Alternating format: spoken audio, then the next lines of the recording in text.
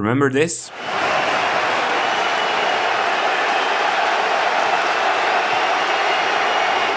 Well, guess who had the last laugh again? Ergin Ataman and the Anadolu Efes are back-to-back EuroLeague champions, and it's time we appreciate what they have done in the last years by analyzing their fantastic Final Four performance. Ataman's defensive tactics that were working much better than in the first part of the season, the excellence of arguably the best EuroLeague duo ever, and the X-factor that changed their whole season.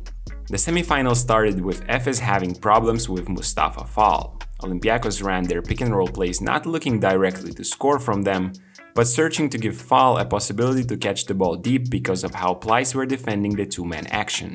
After winning the strength battle the first time, Efes came to double later and it resulted in an open walk-up free. On an empty corner pick-and-roll, look how the way Dunston defends it allows Fall to catch the ball close to the rim, and Anderson gets caught sleeping on the weak side. I like the physicality from Efes here before Fall catches the ball, but later his size makes all the difference. Fall establishes position in the low post, the crab dribble, and the score! It's an early 7-point lead from Olympiacos, and Efes had to make their first mini run to stay close. And whenever they needed to respond, they got some big free-pointers coming. That was the difference in the game, with the Greeks scoring 21 points from outside while Efes had 42. On switches, Bartzokas was copying Milano's defense in the quarterfinal, with Wezenkov influencing Micic left and walk up in the gap from one pass away. However, it was a cheap version of Messina's plan, since walk-up doesn't cover the passing lane here and it takes a split second to create an open free. Olympiacos responded by running this step-up pick-and-roll play twice in a row, with Hassan Martin now arriving deep in the paint. The second time, Larkin tags him on the roll and it will be the biggest story of the final, but the Greeks find an advantage with great movement from Walkup, who lifts from the corner on a deep baseline drive by Slukas and then gets in the paint to serve Martin one more time.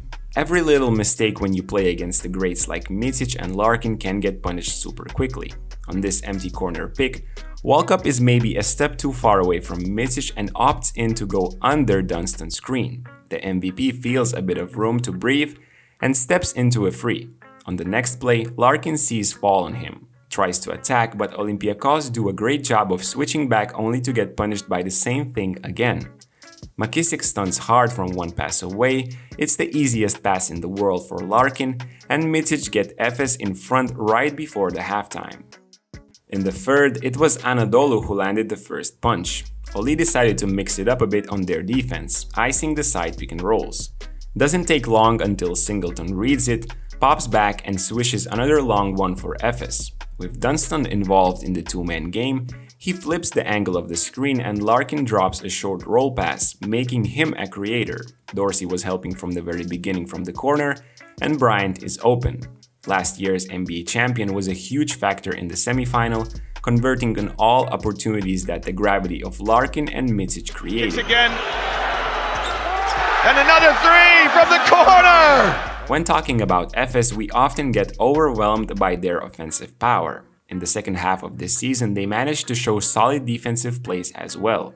Especially Larkin, whose efforts in following through the screens needs a separate mention. The way Efes defends pick and roll, guards need to be as quick as possible to get back to their man. The American guard, despite carrying the team offensively, did a fantastic job following Dorsey and others and disturbing them from behind. This is an amazing defense by him, even despite a made shot. Down 10, Olympiacos turned up their defense and got back into the game thanks to some tough shots from Dorsey. But with all the momentum their way and needing only a single bucket to break the game, the ball became extremely heavy. You could just feel a little bit of anxiety in the arena and in their play from the emotions they showed after missing these open shots. They knew it was the moment to run away, but instead we got an even more dramatic finish. Here's Vazenkov from the corner, just won't go.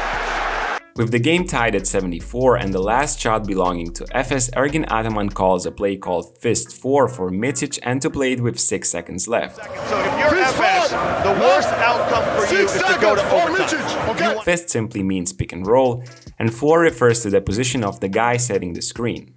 This is why we see Moorman turning to Micic right away and asking if he should come when there is 8 seconds left so he has 2 extra seconds to attack the switch. Ataman called Fist 4 because this way, Vasilya got the matchup they hunted all game long and isolation against Vezenkov. Oli tried to ice it at first, but Micic breaks it and then attacks left only to step back a second later. Clock is running out. Micic rises. If it goes, he'll win it! Vasilya Micic with the troika! Vezenkov can't contest this shot better, but unfortunately for Olympiacos, Micic is that great as a player. The championship game versus Real Madrid had an identical first quarter, with Madrid's big man Tavares taking advantage of his enormous size. The main damage came from 6 offensive rebounds in only 9 minutes. They came not only in half-court possessions but also in fast breaks, with Madrid looking to push early and having success forcing undesirable switches, leaving Bryant against the 2-meter-and-20-centimeter Tavares in the paint. The Giant was replaced by Vincent Poirier, and with him Real opted to switch all ball screens. This became a mismatch targeting operation for Efes, and the plan was successful throughout the game as they got 3 scores in a highly intense defensive match that kept them close. Here they looked to involve Poirier twice in the same possession, as he simply cannot recover quick enough to be near his man as the second screen happens. And Larkin beats him to the rim with speed and finishes off with an acrobatic layup. How on earth did he catch up to that basketball that he put practically 3 feet in front of him? On defense, Efes remained loyal to Ataman's defensive scheme all game long, the same one that got them through the quarterfinals against Olympia and Olympiacos in the semis. They risked a lot, and we have to admit that Real missed at least 10 open threes in the final, but hey, the champs can be judged. Guards have to go over. The big has to stop the ball handler initially and then retreat as the opposing big rolls, but the most important one here is the third help defender. His responsibility is to tag the roller in case Pleiss or Dunston is higher with the guard. This often left someone on the 3-point line open, but the risk paid off. Pablo Lasso kept pushing this situation all 40 minutes, but Yebuzele went 0 from 6, Koser and Abalde 0 for 5. Madrid never got hot and finished 6 from 33 from the 3-point line. In such a low-scoring final, every possession was crucial, and there were 2 important sequences where Efes made huge turnarounds. In the first one, we see Singleton tagging the roller from one side and Yebuzele breaking the open 3. Larkin gets the rebound. Deck tries to use the foul before bonus but doesn't succeed, which gives the American a free highway to go coast to coast. This was the first 6-point turnaround, while the other came in the second half. Real was up 7 and going up 10 would have been a dangerous warning for Efes. They get 3 amazing chances to do just that, never capitalizing, and on the other side, the X-factor of this match, Tibor Pleiss, shows exactly how it should be done, stretching the floor on Larkin's drive, faking the extra pass and nailing the 3. Instead of a 10-point lead, now we have a close ball game. Down 2, Micic sees Tavares in front of him, goes for his patterned step back, and nails this rainbow 3 while falling down to the floor. With the game tied, Madrid's defense suffers a minor miscommunication that gives just enough time and space for the Serbian. Dex seems to be switching while Tavares is down lower, expecting Argentinian to follow Micic over. He is late to step up, and Micic gets Efes up 3. As I mentioned before, Pleiss was the ultimate X-factor in this year's Anadolu success. Late in the final, when Efes were attacking switches, he was fronted by Rudy, but on every penetration, Madrid were doing peel-back switches, with the guard retaking Micic inside the paint. This is where the German's height came in handy. Left for a second alone, he was able to grab offensive rebound first, and then Micic was able to just throw the ball up top in the moment Real were re-switching again. Up 1 with 75 seconds left to play, Efes got another offensive rebound, and look at Yebuzele here. He's searching for a matchup for a couple of seconds, and when he finally picks up Pleiss, he gets caught looking at the ball on his drive, allowing the German to get in behind and get a huge bucket on the offensive glass again. Who could have imagined that the basket of Sergio Llull with 44 seconds to go would be the last shot Madrid would take in this game?